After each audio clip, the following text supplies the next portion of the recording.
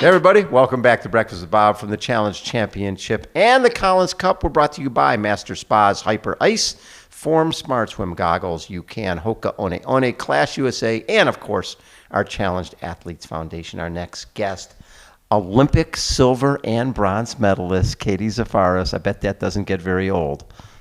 It's very nice to hear, yes. So, and most people are like, okay, you go to the Olympics, you get your bronze, you get your silver, you get to go home and, you know, eat bonbons, lay around a couch. You've been doing anything but. You've been like racing. Yeah, I've been super busy. Went home for about a week after Tokyo. Actually, that was busy too because we had a bit to do with media and also see my family and train. And then we went to Montreal and Edmonton to do the last of the World Triathlon Series races for 2021. Right. And so now the Collins Cup will be my third race out of 7 weekends of racing in a row. 7? Yeah. Wow. So you go, what do you have, Super League? Super League, which is 4 weekends in a row. 4 weekends in a row. Yeah. And I think one of those weekends you guys will be in Malibu. We will be. Yes. That's going to be our final. The grand final is going to be Malibu. Yeah. Super League yeah. grand final. Yeah. Wow, because that's going to be. Have you been to that race before? No, and I'm really excited because I've heard really good things. Really good things. It's going to be really fun. That's going to be awesome.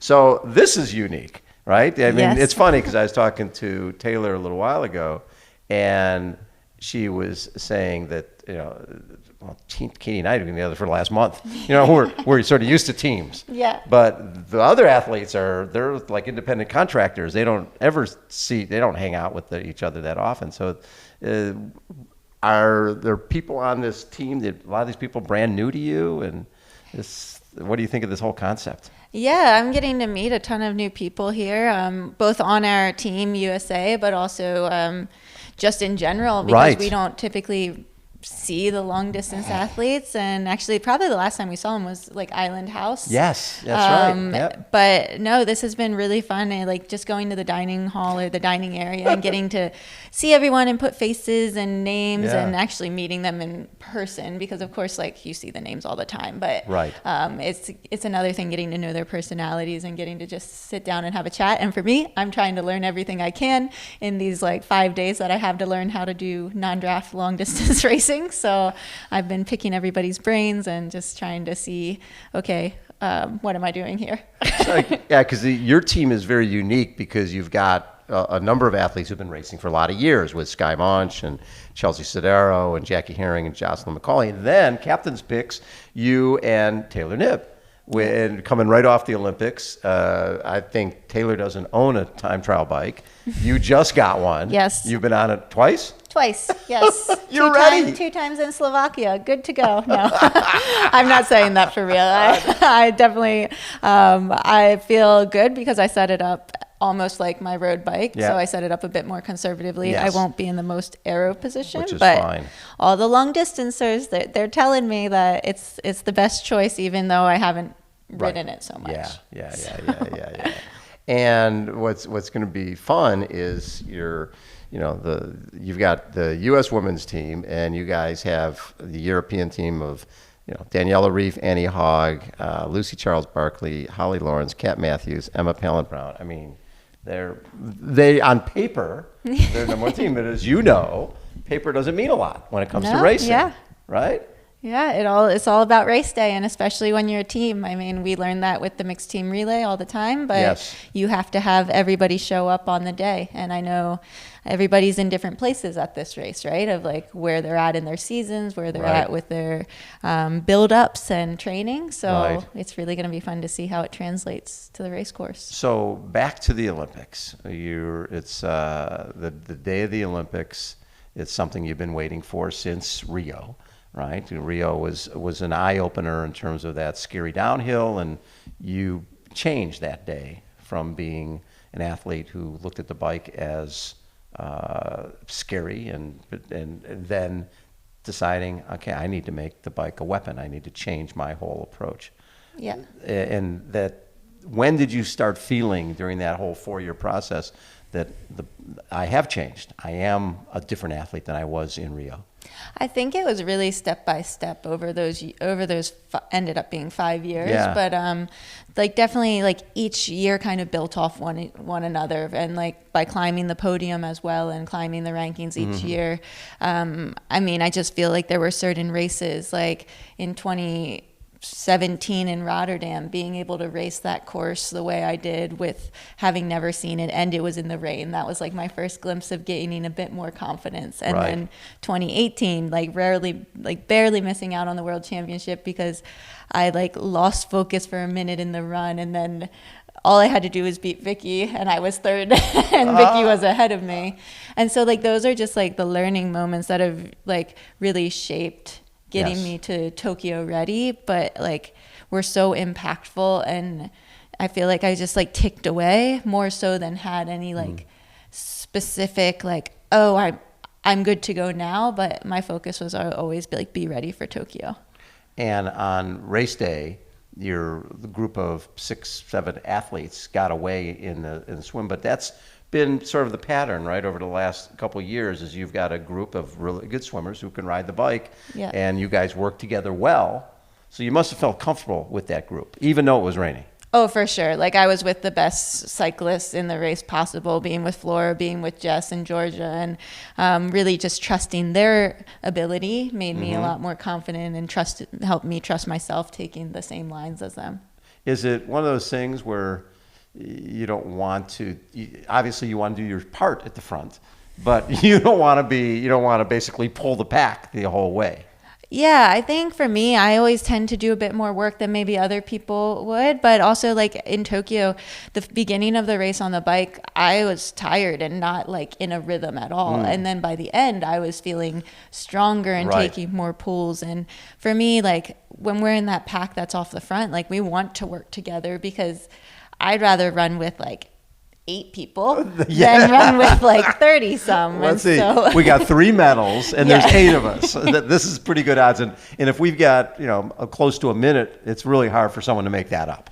Exactly. And even so, there's very good runners in the next pack. Yes. So like the first lap of the run, I'm always like, Where are they? oh goodness, where is everybody? They're chasing us down. Like, their motivation. It's not a guess. No, yeah, there's medals out there. Yeah. And so when you get off the bike, and then you're in Flora's in a different time zone pretty quickly. Yeah. But you're in second, but you could see that third was coming. Yeah, I mean, I could definitely see Georgia coming up, and it was mainly just, even when Flora went from me, like, Right. I was like, okay, stay focused, like, don't lose focus, because the problem when somebody goes and you're alone is that you'll just start maybe moving backwards and not even intentionally or Right. knowingly. So that was one of the, like, I feel like in the Tokyo race, I was just like taking lessons learned from other races, and I was thinking of Gold Coast, where I like did let them go. I was like, okay, well, just because you fall off doesn't mean you're gonna have a bad race now. So like keep focused, keep going, and just trying to stay in the moment as much as I could. And even when Georgia passed me, it was the same. It was like, Yeah. okay, like try and stay, like I wanted to chase her down, but Sure. it wasn't happening. So Exactly. so like I was just, don't lose this spot. Yeah. Yeah. When I look back at Rio in particular, it was fun to watch at the front with Nicola and Gwen, when Nicola was sitting on Gwen and wasn't planning to go by her until sprinting at the end. When you're racing, are there times where there is a little cat and mouse happening, especially during the run portion? Yeah, I think it depends on people's days a lot. Like, it depends on what energy you have for it. I mean, for Tokyo, with going out, my goal was like have a really hard first 1K, and so so try to latch on to whoever's first out of transition. Right. And so like I was trying to latch on to Flora. I don't even know if I made it 1K, but I was like proud of myself for kind of setting the tone of what I was going to do and starting aggressively. And so like, I think for like certainly there was a time just in Edmonton where I was running with the pack and we're all coming towards the finish together. I'm like, okay, like where do you start sprinting? How long can you sprint? And like, can you respond to it? So it's a bit of like trying to figure out like, okay, what's the best decision right here, right now? So it was interesting because when you were in Rio, you had the one chance to race, right? You had the individual race. And they didn't have a mixed relay. And I looked at it this year going, Taylor did not have the race she wanted. She was, 16th or whatever she was, similar to you. Yeah. But she got that second opportunity to race and gets a silver medal. So you come away from the Olympics with a medal and having that great performance, which if you look at everything she's done since, it sort of fuels the positive vibes, right? Yeah. And coming off the Olympics the way you did in 16, it's hard to come back and go, okay, all right, I'm going great right now. Because all you had to draw on was a race that you weren't happy with. Right. Yeah, no, I definitely think that was also a learning experience for me in Rio though as well, because it was definitely perspective and the energy was more zapped after I think Rio, whereas I'm tired a bit from racing, but like I'm still engaged and I'm still hungry to do more races and to do well in them. So I think, having a better experience, you come off with like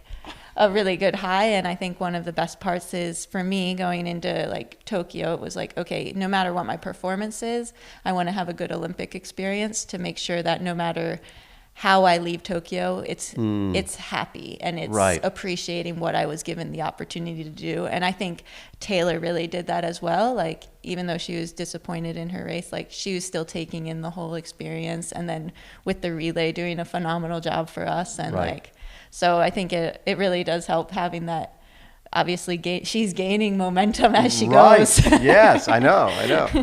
The Olympic experience in 2016, we didn't have COVID, right? There was you could go to opening and closing and all the rest of it. This year with COVID, there was no fans there. Was the experience besides obviously the medal part, the other part of it? Did you feel that you had the Olympic experience this time?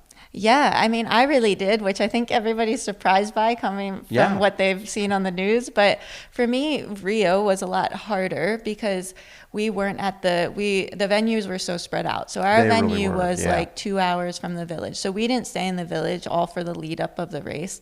The race was the second to last day of the Olympics. So I finished my race. I was disappointed with my performance and the Olympics was over. And like I went to the closing ceremonies. That was amazing. But I would say that was like my Olympic experience was like the closing ceremonies. Right.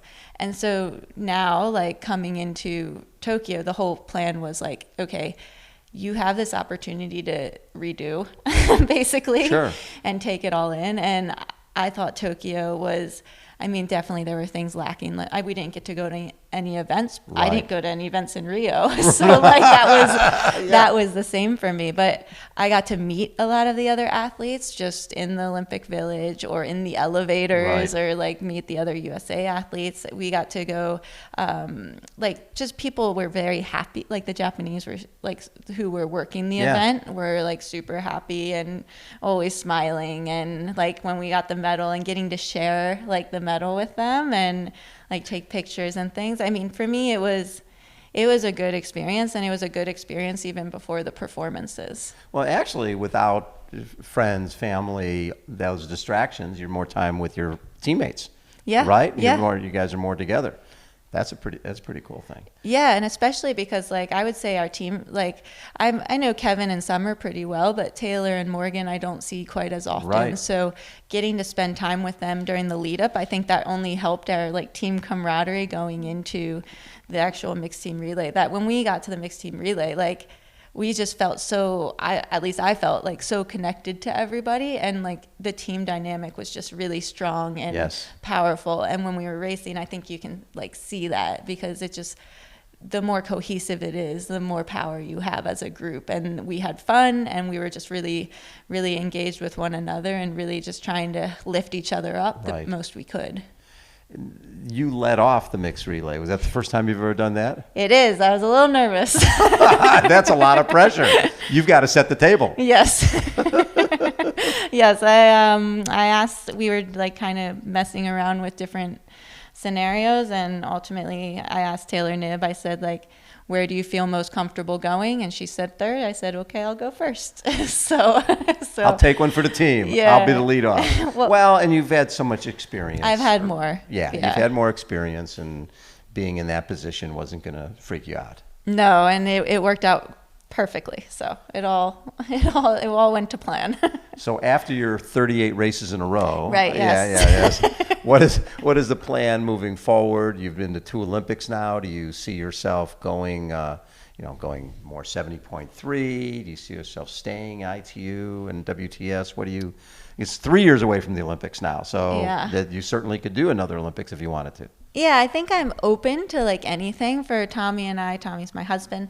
Our priority is to start a family, and we don't really like dictate that timeline so much. So you don't control that. No, so I really want to keep doing what I'm doing until that comes true and that's a success.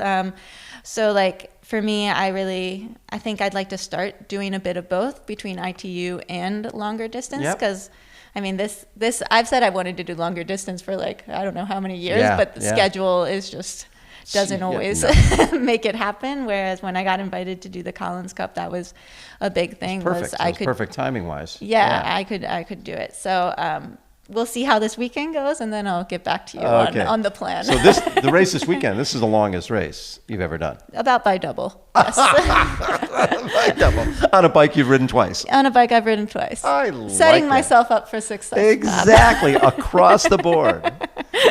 It's been really fun. I've been just watching you over this last 5-6 years, and the consistency of, 5th, 4th, 3rd, 2nd, 1st, and then 6th this year. Yeah. I know you're not happy with that, but now you've got 1, 2, 3, 4, 5, 6. Well, that's pretty cool. That's not the direction I wanted. Well, not that. But I think you'd much rather have the 6 and the bronze and the silver rather than another 2 or 3, right? Yeah, no, it was a year that got better as it went. It definitely did. And obviously the low point was losing your dad in April. Yeah. And just, having to, at a time where, you hadn't qualified yet, and you had other things that were way more important than racing. Yes. So just dealing with that, just the grief that comes with losing a parent way too early, and then being able to come through the way you did. What does it tell you about yourself? Well, I think it's just, I have an amazing support crew that probably, I mean, that's not exactly about myself, but it's a reflection of the amount of people who picked me up when I was super, super down, and when my family was super down. And so that was something that I wouldn't have even been on start lines had it not been for people believing and knowing exactly what my dad and mom both would want. Like my dad has been, both of them have been so much a part of this journey. So like winning a medal, and I think you probably know this, but like during the bike ride, I mean, we look for signs from my dad like all the time. And during the bike ride, I saw a rainbow, and it was like midway through the bike. And it made me just realize how much he was there. And like, I knew he would be, but like, I was glad it was like more obvious. So everybody saw. Yeah. And like, I think that, just being able to get back to racing and feel like myself again on the race course. And right after my dad passed away, I was like, Dad, like, I hope you help me like on this. Like, I was like asking for his help. And then I realized like pretty soon after, I was like, Dad, I don't need I don't need his help. I need to race like me. And and he'll be there like supporting from above and like watching. But I need to just race for me and do what I know what I can do. And that was like the turning point of being able to kind of reset and get myself ready, because I was confident I could get myself back to where I was at, but I didn't know if everyone else was. Exactly. Well, that was really from USA Triathlon, obviously a sign of their belief in you, and understanding that that 5, 4, 3, 2, 1 is not a mirage. It's somebody who steps up big time when it's important. Yeah. Love it. Katie, thanks so much for taking time. And enjoy your your first ever long Thank distance race. The only difference is every once in a while you might want to eat something. I was like, any tips? I'll Yeah, take any yeah. A tips from gel, anyone. Those things that are called gels, you might Okay. maybe bring I've one got of those a few with. of those, yeah. I love it. Katie Zaferes has been our guest, everybody. Thanks so much for tuning in. We'll catch you next time.